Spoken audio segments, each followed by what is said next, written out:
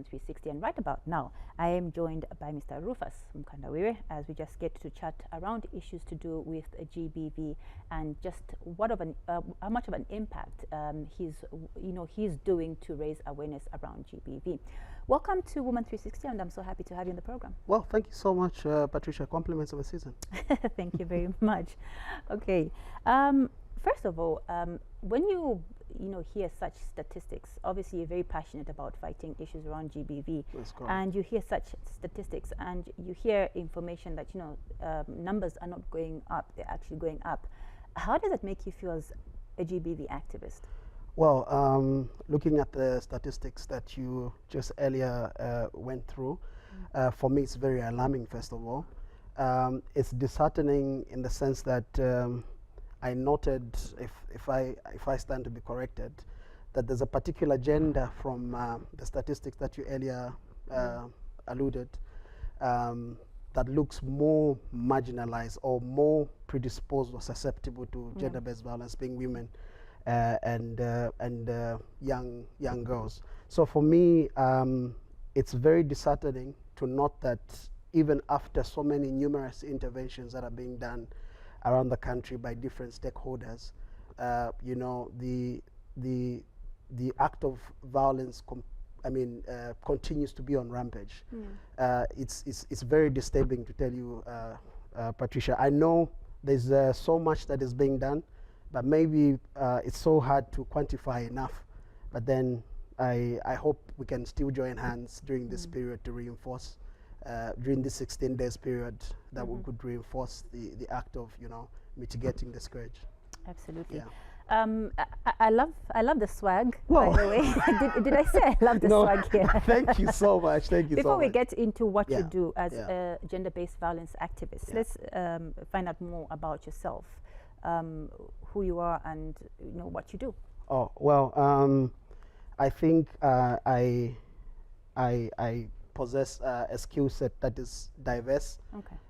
I'll first talk about my my career background check.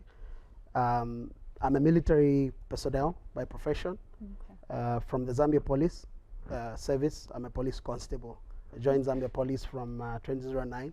I would say to date, though we've not separated, being passionate about gender-based violence and looking at the skill set that I possess, I personally thought that I would make a difference even in other spheres, and hence came the decision for me to transition to a project that is funded by the European Union called the Natwampane Project, which was being implemented in Luapula province.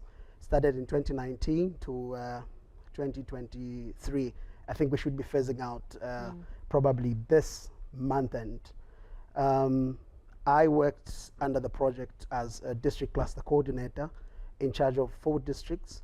Of course, tasks or responsibilities were around, a survivor-centered approach, dealing with victims of violence, and coordinating activities to do with workshops, information dissemination of relevant GBV messages, as well as being a key player in reinforcement of the district development coordinating committees, particularly that are to do with gender-based violence. So my role particularly has been coordination, and I worked as an investigation officer under the framework of the One-Stop Center under the Mansa General Hospital, where I investigated cases and ensured that justice really prevailed in terms of survivor support, where survivor support is concerned. Of course, working in line with the global minimum standards, with which are the interagency GBV minimum standards. Yeah. Okay. Like I said, it's quite an elongated profile. Yeah. Coming to music. Keep going. People would love to know. Well, yeah. So coming to music, I've been passionate about music, but it draws as far back as 2006, when I first did my first single, which was not to do with GBV by then. I used to do roadshows for Zamtel. I think I can date back and recall that I was part of the Recharge Your House at Manda Hill. I think I had an opportunity to mingle with the greatest comedians that we've ever had, the likes of Augustine Lungu, Bob Mkosha, and so from there I had to grow my music to another level, having had been exposed to a sphere of law and enforcement. And that gave me an opportunity to dig through and, you know, just do my career path. And then not until I identified who I was, and not until I learned that I can actually, you know, contribute to sustainable development using music as a medium for mindset transformation and behavioral change. And of course, I worked with quite a number of producers. I worked with Soft Entertainment, Mwelwa in Mansa. I worked with Easy Jones. Those are guys that are just in the background and doing very good stuff for, you know, music, conscious music, yeah. So, you know, Patricia, my passion really is to see that we have, you know, a type of youth that is ready to contribute to the Sustainable Development Goals and many other conventions, even to do with the UN Resolution 1325 of 2000, reinforcing women participation in different dispensations, being political, you know, being different spheres, knowing that women can also make a difference in our country and particularly globally. I like the fact that you sound so passionate about a GBV, and at the same time we are struggling to lower the numbers. Isn't that frustrating for you, you know, when you're trying to push a certain agenda and you don't seem to be seeing the results? Yeah, it is very frustrating, first of all, if I would put it. But then I thought maybe if we had to wear a face that is multi-sectoral, a face that is able to, you know, transition to a level where we understand that the cycle of violence does not end at just prosecution of cases.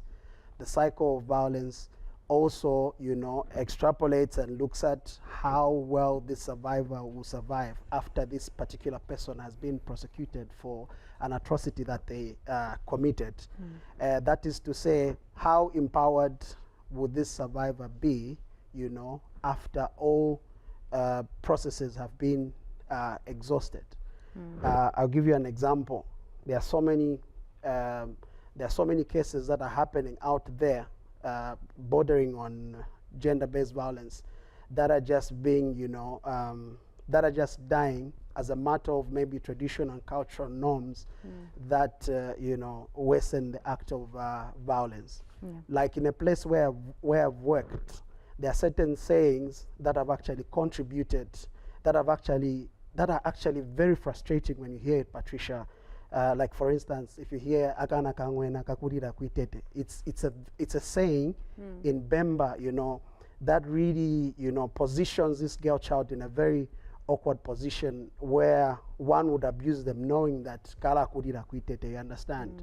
And there are many other sayings to do with maybe for instance, they'll say umuto wa lupwa tawitika, you know, and then all those sayings, particularly, and many other traditional practices have contributed to this abuse that is escalating, that is frustrating.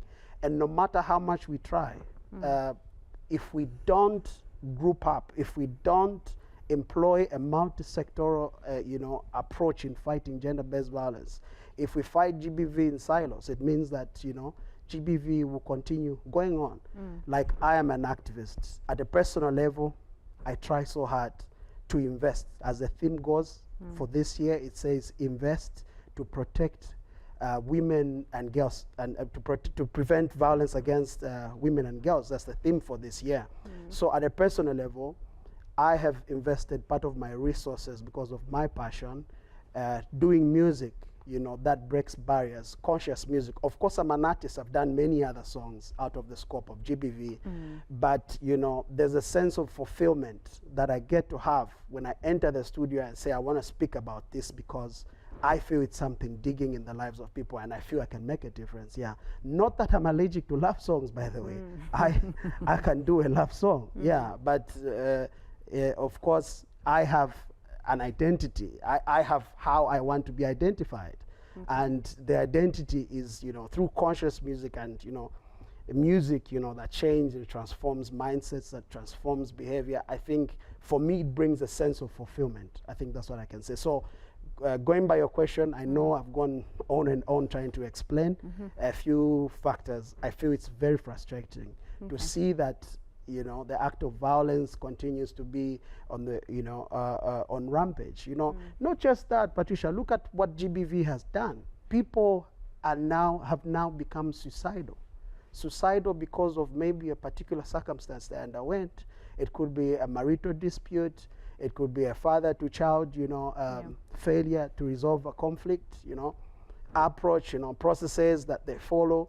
And at the end of the day, each and every day we are hearing, oh, there's a death here, oh, ukwazipaya, oh, uku, this couple, you know, every single day. You did talk about, you know, a sense of fulfillment that you get when you do your conscious music, and you know that at least there is some form of awareness being churned out there.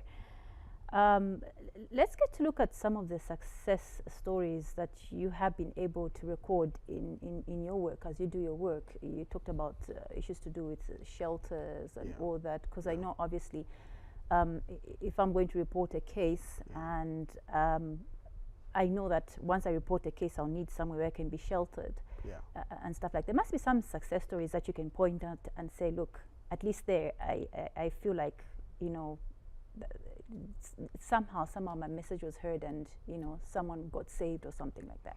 Okay, you know, drawing to the number of successes or the number of you know, achievements attained, you know, in my journey in music and both professionally, I would say, you know, they would extend in the sense that they're quite extensive in the sense that you know, I had an opportunity to do quite a number of cases, both from the law enforcement part and from the coordination aspect.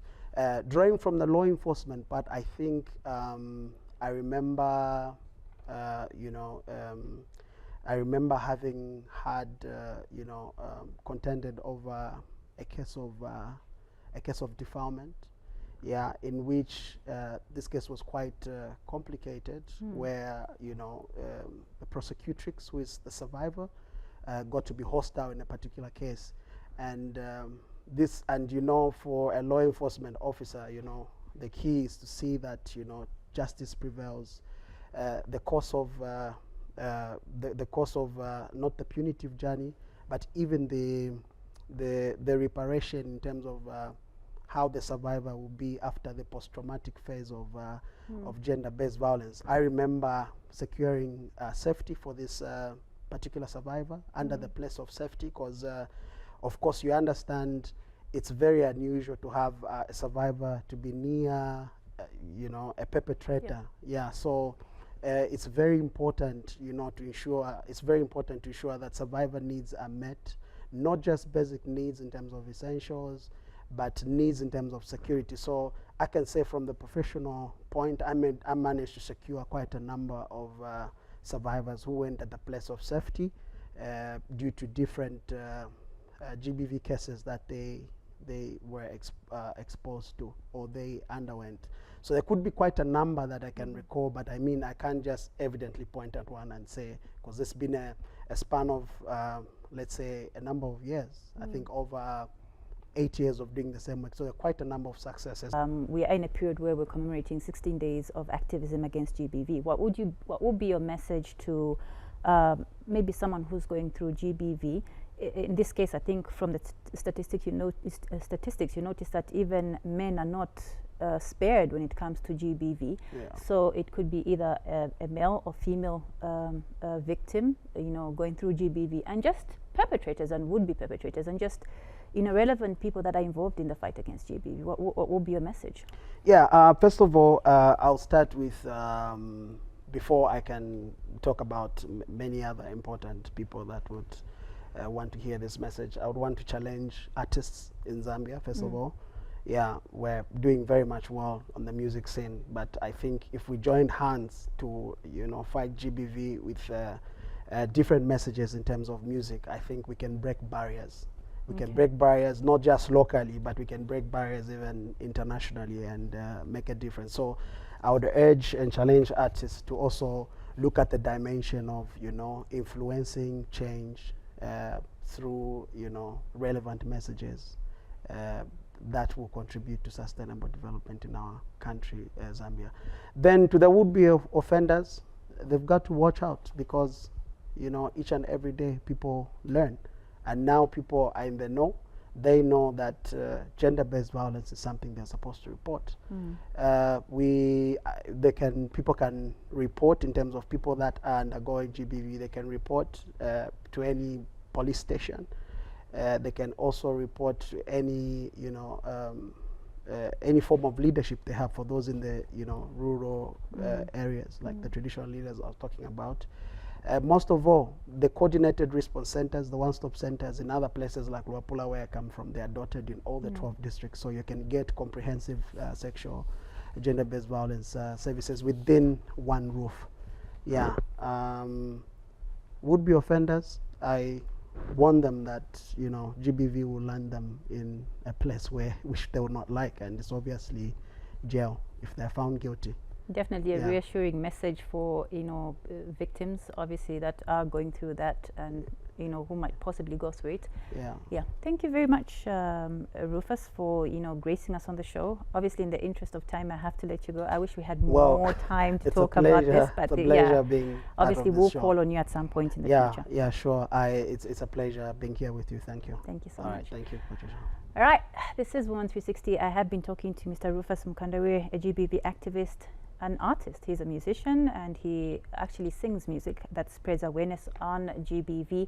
And obviously, we've just had a very interesting chat with him regards GBV as we commemorate 16 days of activism against gender-based violence.